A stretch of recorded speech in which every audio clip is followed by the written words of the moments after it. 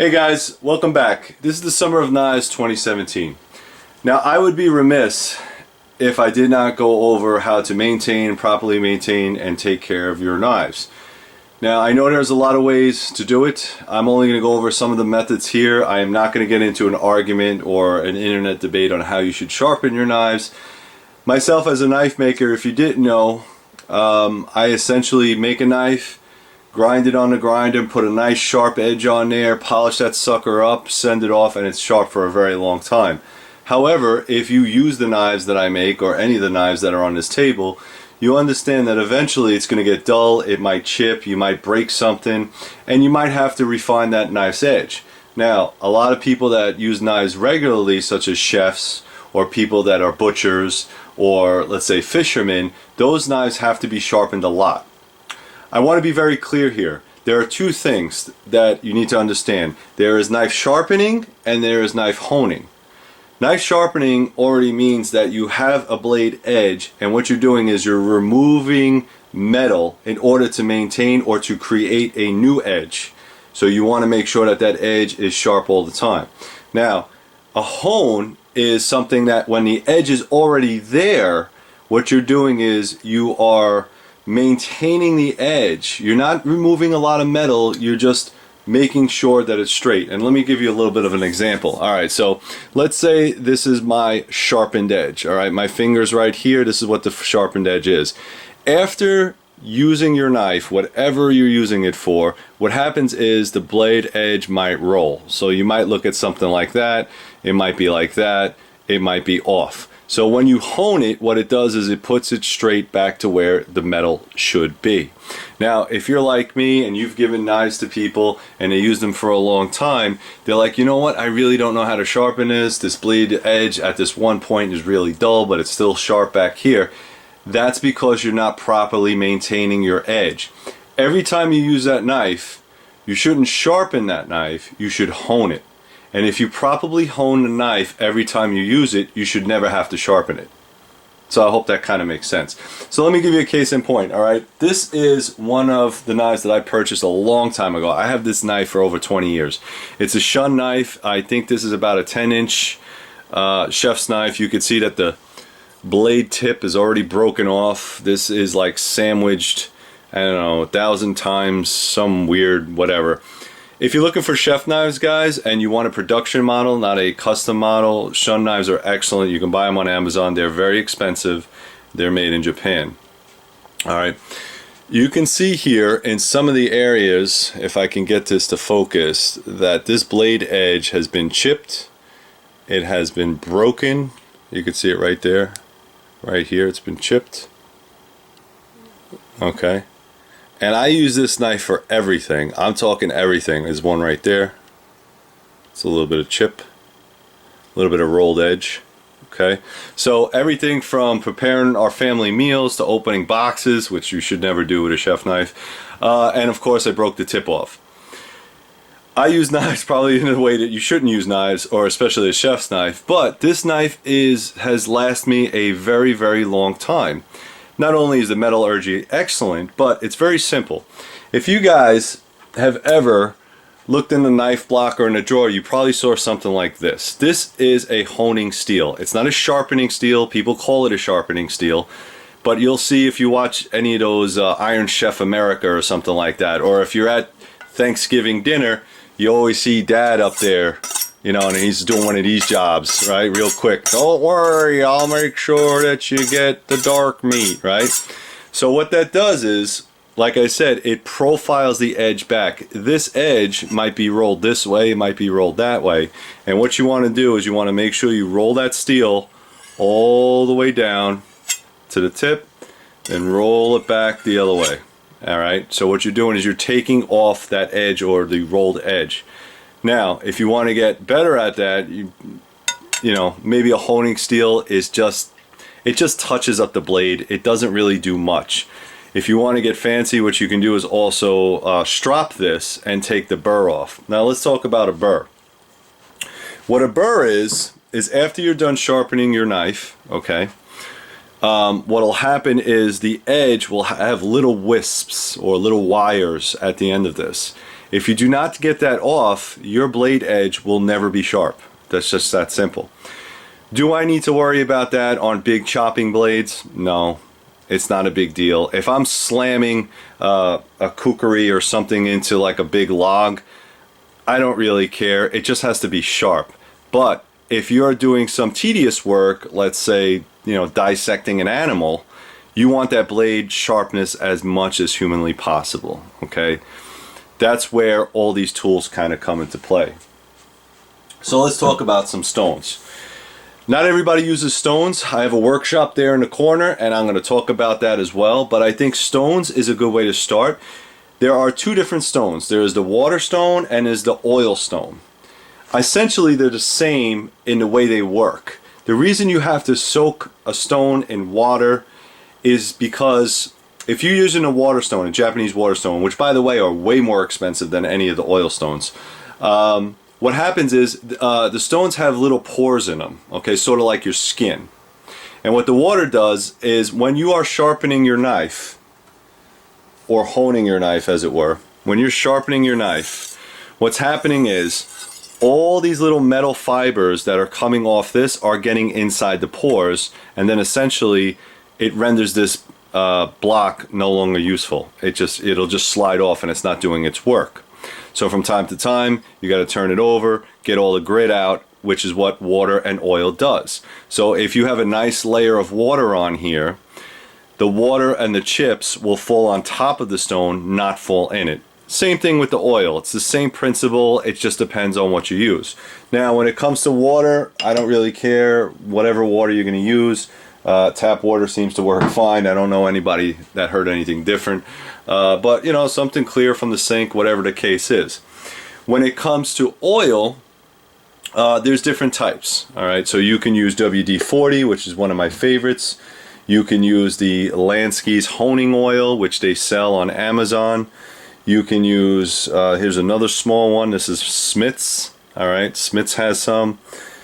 You can even use gun oil. I've used gun oil many times on my blades. And like I said, if you're out there hunting anyway, you should be cleaning your rifle. Just throw some, you know, CLP on your honing stone or your sharpening stone and call it a day. Now, I know they make a lot of products that don't require oil or water, and I get that, and that's fine. But you also have to understand, if you're a novice at this, I would try it on a junky blade. Do not take out a $300 blade and try to do this yourself. Get one of the cheap China knockoff craps and beat it up and sharpen it, and make sure you know how to sharpen it. So let's talk about a couple stones that I have here. All right, these are primarily the cheap $7, $8 stones that you're gonna find on Amazon.com. That has a coarse and it has a fine. Don't ask me the grits because honestly I don't know. Some of them are marked, some of them are not. But as you can see, what they do is they just sandwich two stones together. They got a coarse grit and a fine grit, okay? That might be all you need to get your blade back to normal, all right, after heavy use. I don't know who makes those, to be honest with you. Smith's, on the other hand, has something with a little bit of a base. I think this is 600 grit, probably for the rough side, and if you take this out, this is a little finer stone, so maybe you could put it on top like that. I don't know, it's a nice little kit, and I think I got it with this and this. Alright, so I got these two together, so it came as a kit, not so bad. Everybody makes stones nowadays. This is from Case. This is an Arkansas stone. This is a soft stone. It requires oil, and if you can see on that, it says oil on there. And if you're confused, don't worry about it. When you buy the packaging, read the packaging. Alright, this one's from Japan. It's called a Kingstone. Let's see, combination grit water stone. See right there. It's 250 to 1,000. All right, so normally that's what you're gonna find with a combination stone like this. All right, these are not cheap. This one is King Combination, trademark King. All right, so you'll have a rough side and you'll have a very, very fine side. The thing with water stones, like I said, and you can see I've used this before because it's filthy, you have to soak these in water. That's the only way they're gonna give you that really nice sharp edge. Okay, couple other options here. This is a whetstone, again, whetstone cutlery. This is made usually primarily for water. All right, this is a huge, cheap combination stone, and what I have used this for, this is the biggest one I could find on Amazon, is if you're like me and you have large machetes, this is over a foot long. This is a foot combination stone. It's essentially the same thing as this, but it's a foot long and it's a little bit wider, so it's a big heavy brick. Now ideally you're not going to carry these out to the field with you, but like I said, if I'm going out to a hunting camp, I'm going to get a stone and I'm going to bring it with me. I know everybody knows the hockey puck. All right, everybody's familiar with the hockey puck and they like the hockey puck. I like the hockey puck too. It's good on some things, it's not great on everything because of its size. It's nice and it's convenient to carry. It's only the size of the palm of your hand. But if you have large blades, instead of dragging the blade across this way, you probably have to use the puck in a different manner. All right, so you'll probably have to drag it along. Norton was one of my favorites. This happens to be a 4,000 grit and an 8,000 grit. All right, really nice water stone, very expensive. This you can actually place on top. All right, so you can use it as a table so it doesn't fall off. And if you guys are really interested, and I'm going to tell you, if you really want to know about knife sharpening, there's a guy on YouTube called Virtual Voice. He's a Japanese dude. He buys all Bark River stuff. To each his own, whatever. I like Bark River, but he's a ninja. That probably sounded a little racist, but he's an Asian guy. His English isn't that great, but he actually is a ninja at sharpening his knives because he's a big-time hunter and knife collector. All right, this is another set that I just purchased. I'm going to try it out. All right, this is from Lansky. This is the Lansky set, and what this does is this sets up like this, and what you can do is it gives you different measurements. So this is a 30-degree angle, 25, 17, and what this does is the stones you attach to a rod, and it makes sure you don't screw up your bevel. So this is the finest, and of course it has 1, 2, 3, 4, 5 in there, and it has other options.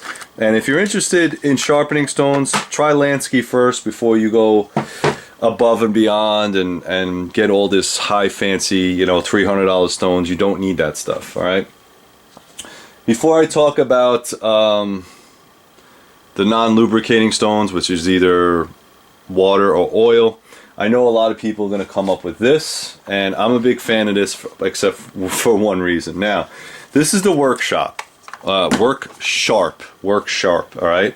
This Workshop device is outstanding. I could tell you that you can use it to do a lot of things. You can take off this hood, you can sharpen axes, you can sharpen kitchen knives. The thing about this though is you got to be really careful. Now I know that they did come up with another version. The Ken Onion version is the version I would buy. I would not buy this anymore. Okay, this has very, very thin belts. I'll show you in a minute. It does come with a couple little tiny belts. All right, it comes with an instruction manual, and it comes with a set of directions. All right, knife and tool work sharpener. It'll probably run you about $70, $80. If you want the Ken Onion one, I think Amazon's got it for $130. The thing about the Ken Onion design is the belts are a little bit wider and it has a little more precautions. And what I mean by precautions is simply this, all right? This is one of my favorite knives. This is the Manix 2. I love this knife. It's a Spyderco. I EDC it every day. I think I broke the belt clip twice and I still replaced it, and I love this knife. The edge on here is very fine, and if I wanted to sharpen this, I would not sharpen this on a belt grinder such as the Workshop, and I'm going to show you why. If you are a novice at belt sharpening, this is what can happen. Alright, you see the tip? How rounded it got? Now the thing about the Workshop that people don't understand is that you are essentially giving it a convex grind. Alright, you're giving it a convex grind, and I took off, let's see if I took off that much tip. Now, it's not terrible, the knife is still functional, but I basically ruined the Manix 2, so that's why I bought the other one. These knives are not cheap. It's S30V. This becomes like a pocket beater or something. It still works great, I could still use it, but again, I ruined the tip, and I just want to give you another example of that. And you can probably see it right there. Now, I'm not the only one that has done that, and guess what? I'm a knife maker, so that kind of, I wasn't aware of the situation, or I wasn't aware of how the belt grinder works, which is funny because I use 2x72 belts, and that's like a 1/2 inch belt. All right. However, there are guards that you can put on there now. Worksharp is they know about the problem, about people that essentially didn't know how to use it correctly. And how that works is, if you are sharpening your blade, okay, let's say this is the Worksharp and you're sharpening your blade, what was happening was, I might as well just pull it out. What was happening was, if you're dragging your blade through, okay, you're dragging your blade through like this, you're not supposed to go tip deep, because if you go tip deep, what you're doing is you're rounding out the edge. You're supposed to just drag it through like this. Okay, and they have guards now that work that help that out, and the Ken Onion design is way better and it'll alleviate that, which is why I said get the Ken Onion design. Alright, let's talk about some other products I got here. I know I talked about the wet stuff, so if you have a stone with you or you're bringing a stone, let's talk about the stuff that's on the trail. Now, this is a diamond stone made by Smiths, and I'm a big fan of Smiths because they're relatively cheap. This is, I think they call it diamond, I don't know if they're diamond dots or cuts or whatever the case is, but the idea behind this, and it's a really cool design, is when you're sharpening your knife, whatever, I'll use my, I don't want to use that one because I'll use the crappy one. Alright, so when you're sharpening, alright, you're sharpening, you can sharpen whatever it is. These little grooves in here are supposed to catch the dust. Alright, so you can use this, or if you want, you're supposed to go this way, right? Everybody knows. Now, before I get into that, and I know a lot of people are going to say it, if you sharpen your knife this way, which is from the spine to the blade, what you're doing is you're creating that burr that I was telling you about, okay? If you do it the opposite way, where you take the tip and you sharpen it this way, there's not going to be any burr. It doesn't make a difference as long as your knife is sharp. Now, before you blow a potato, understand this. As long as your knife is sharp, and if you have a burr and you knock the burr off, you're fine. That's all that counts, all right? So I'm not going to get into the whole debate, but this one I take with me hunting. I like it because it's very lightweight, it's compact, it's all-inclusive, it doesn't rattle, and you could put a lanyard hole on there, a lanyard, so it doesn't get lost. So I'm a big fan of that. They do sell honing rods. So this one is a brass honing rod, and I think they also make them in steel. I'm a big fan of this. This is called Easy Lapse. I don't know, I'll try to get it in there in the camera. Again, available on Amazon. Easy something or other, I don't know. So it works on the same principle as the sharpening steel, only thing this is a diamond rod or honer. And again, if you are someone that's looking for a compact sharpening steel, this will work. Same principle, okay? Same principle.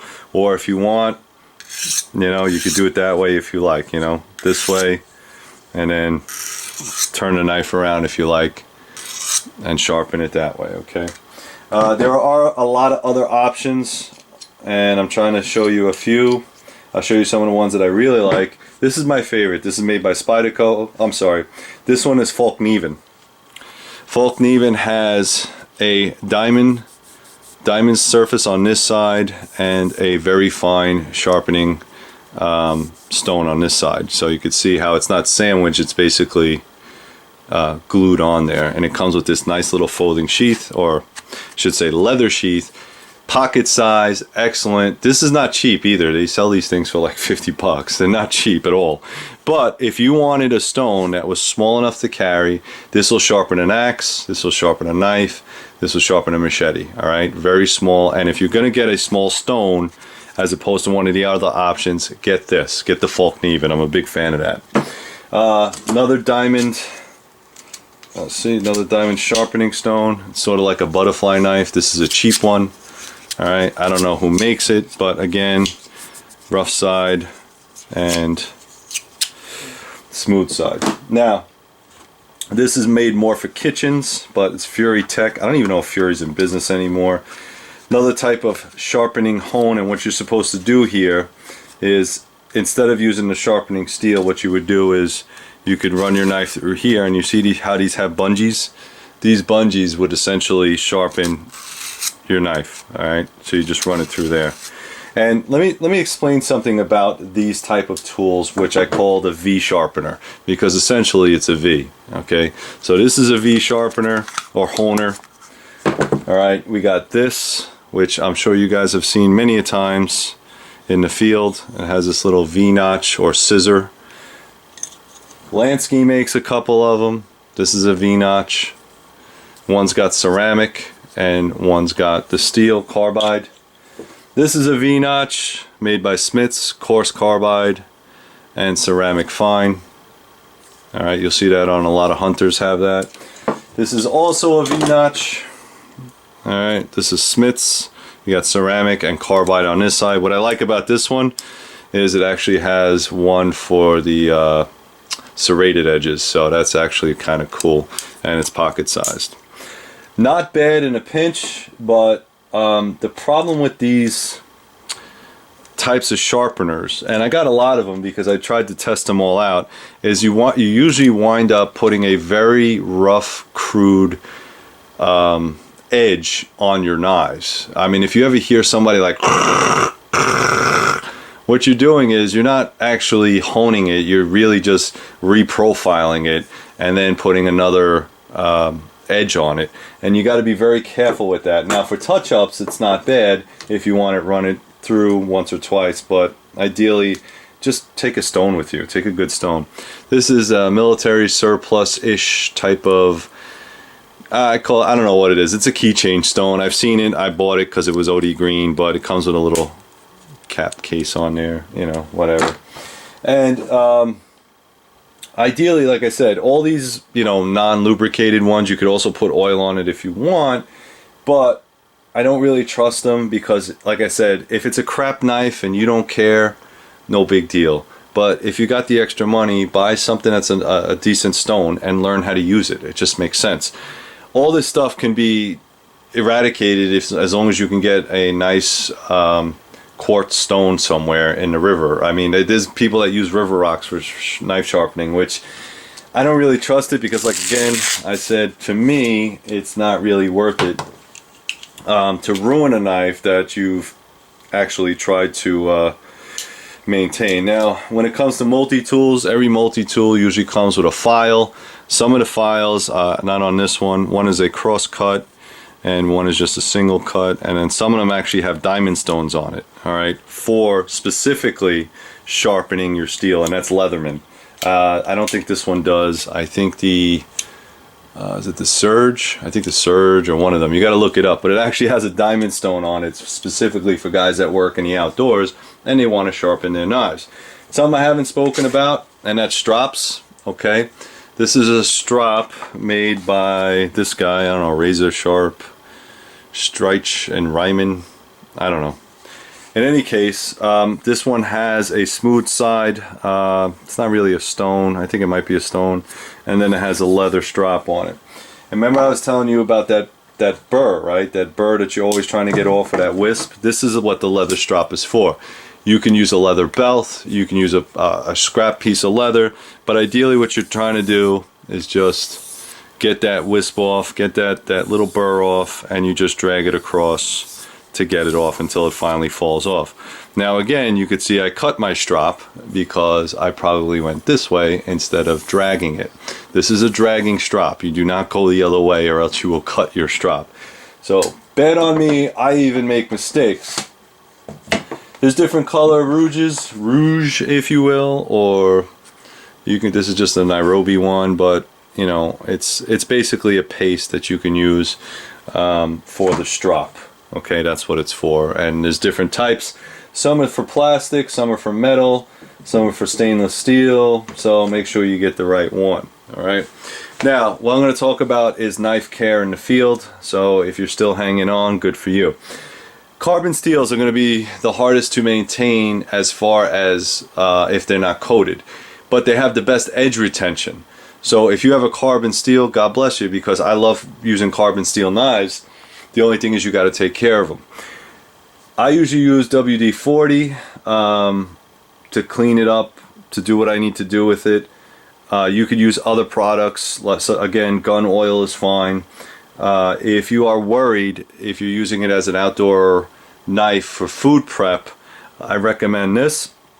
This is Frog Lube. Frog Lube is a plant-based and it's human safe. So you can actually eat this stuff if you wanted to. It has a minty smell to it, and I've never eaten it, but the only thing about this is you got to heat it up a little bit. Frog Lube Company was made, I think, by like a former Navy SEAL, and he wanted something other than CLP, so he created this plant-based whatever green crap, and it actually works, and there's a lot of guys that use this. However, if you're going to use this on your firearms, you have to heat it up. Again, all this stuff has to be heated up, all right? And I got a larger thing there for Frog Lube. So I don't use it in my guns just because I have so many other oils. It's not a big deal, but that's what I do. If you do happen to get rust, very simple. Just carry this with you. This is actually, by the way, excellent fire starter. This thing will go up. This happens to be, I think, double O. They have triple O and they have single O, and I think they have quadruple O. So that's, you know, this is steel wool. You can use any, if you go to any hardware store, you can find these. These are 3M sponges, mostly in the paint section. All right, they're very small, very lightweight, just to get the surface rust off. Okay, to me it doesn't really bother me because I actually like surface rust. This is it's not an emery board. It's a what the hell is this? Scotch-Brite. So you can get a Scotch-Brite pad. All right, Scotch-Brite pad works excellent to get that little surface rust off. If you have a leather sheath, I highly recommend this. This is what I use for all my leather sheets. Make sure you put it on and off when you get in the field, before you go into the field, and when you get out, make sure you clean it and make sure you re-oil your sheath, or else eventually it will fall off. It will essentially get destroyed. If you have a wood handle, I like this. This is wood polish. You could also use any type of the wood oils that they have nowadays. This is Swiss wax. All right, it's supposed to like, oh, I can't even get it out. Okay, cool. Ah, there it is. It's just stiff. Yeah, so it's sort of like a paste. If you guys are like a surfboarder or ski boarder, you probably know what this is, but it's good for wood polish. It smells nice too, and that's if your handles are you know, wood and porous. Polish, Fitz polish or any polish, you can use this to strop your blades as well as any of the rouges that I showed you before. So you can use this. This I use to clean up my blade. So if I have any type of blood from animals or sap or anything like that, I'll put this on a rag and all that stuff comes off. It's excellent, outstanding. And of course, for the stubborn stuff, you can use gun brushes. This one is brass, and by the way, brass doesn't scratch metal, so that's good. And you can also use the polymer or plastic one. Now, before I get into the other stuff, I just want to talk about different blade styles that are going to be a little bit difficult to sharpen in the field. So this is the kukri. Now, you guys have seen this before. The thing about the kukri, which, you know, this is a Condor kukri, is that it has a convex edge. So the convex edge goes down to 0. It doesn't have a secondary bevel. If you took a sharpener and you just regular sharpened it like this all day long, what's going to happen is you're going to build a secondary edge. You're going to lose what this knife was designed for, which is what I said before. If you are someone that likes the convex edge because of its cutting capabilities, it's a little bit of a pain in the ass to sharpen it. Now, there are ways to sharpen this, and you can look on the internet, and there's about a ton of different ways to do it. Some people use mouse pads. Some people they use the Work Sharp. If they can get that to work correctly, they'll use that and they'll just run it along the edge. What I found that I use is just regular old, you know, just belts. This is a 2-inch. I think it's a 2-inch by 12. This is from one of my old grinders, but this is a sanding belt. All right, you can get them in different grits. And what I had done is, if you're trying to sharpen that, what you can do is you can get a stick. just a long stick or a piece of wood, and then what you're going to do, let's just pull this back out so you can see it. What you're going to do with one piece is you're going to run it. Alright, now for me it doesn't matter because I have a belt grinder, but this is where the work sharp really does work, is you're going to make sure that when you sharpen it down, you sharpen it down, you sharpen it down, you sharpen it down. And you could attach it to your your bench vise, or in any case possible, whatever way you want, just to make sure that you maintain that bevel. Alright, so it's the same thing with,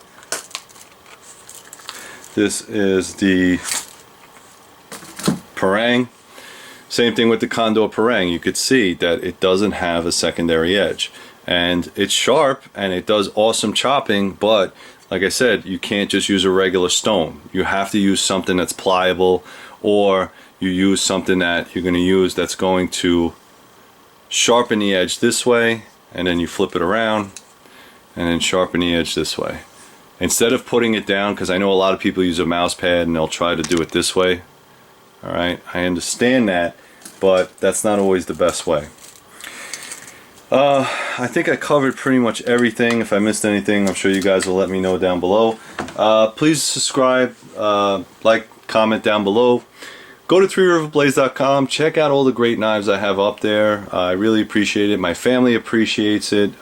Taking my time out to make all these are great and entertaining. But at the end of the day, I still got to pay the bills and feed the family. So thank you very much. Also, if you are interested in any of the stuff here, I bought it all on Amazon. I have an Amazon link down below. Check it out. Go click on the link, and then you can purchase some of the stuff that you saw here. And I think I get like 5 cents on the dollar. So appreciate that too. Thank you very much, guys. Go to threeriverblaze.com and stay safe.